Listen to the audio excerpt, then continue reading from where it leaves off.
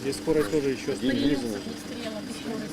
Сначала люди шли мирно, они шли сцепкой. Устроили большую сцепку и начинали подъезжать просто автозаки параллельно дороге и забирать людей.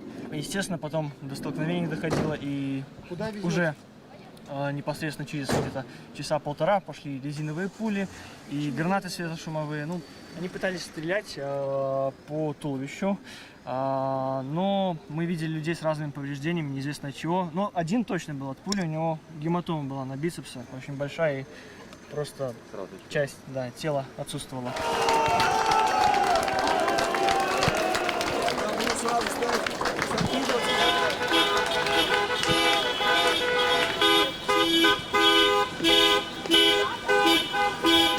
Начнется пресс-конференция.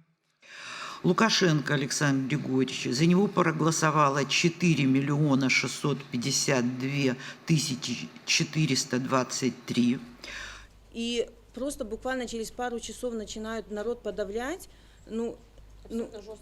жесткими методами. Но это преступление, понимаете? Вы знаете, я думала, что вся эта кампания меня очень сильно закалила и придала мне столько сил, что я...